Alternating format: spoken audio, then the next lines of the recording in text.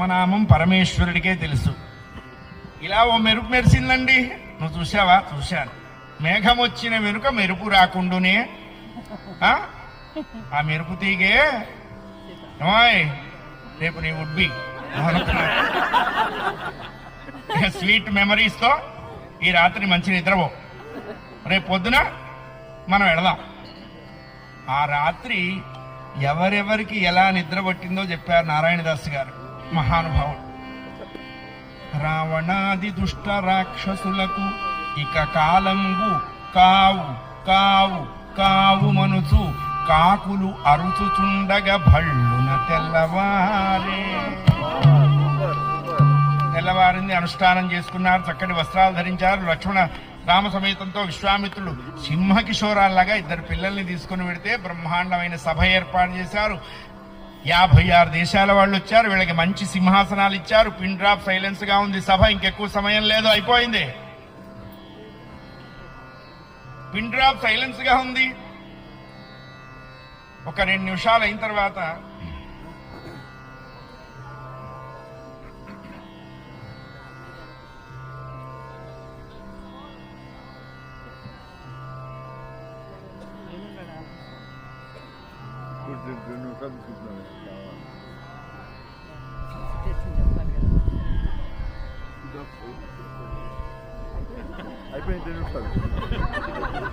ఏంటో వస్తున్నదని చూస్తున్నా.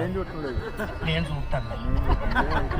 దగ్గరకు వచ్చిన తర్వాత తెలిసింది 12,000 మంది బౌన్సర్లు 10 చక్రాల బండి మీద ఏదో ఇన్స్ట్రుమెంట్ పెట్టుకొస్తున్నారు. ఈ బ్యాచ్ కి కళ్ళు తుడుచుకున్నారు. తుడుచుకోవాల్సిన కళ్ళు కాదు, కళ్ళతోడు కాదు, కళ్ళు అవి తుడిచిపెట్టుకుపోయినాయి. దగ్గరకు వచ్చిన తర్వాత పెద్ద విల్లుగా కనపడ్డది. ఇంకా వీళ్ళ ఆలోచన, విల్లుకి పిల్లకి పెళ్లికి ఏమిటి కనెక్టివిటీ ఏంటి అసలు? 12,000 మంది తోసుకొచ్చారు.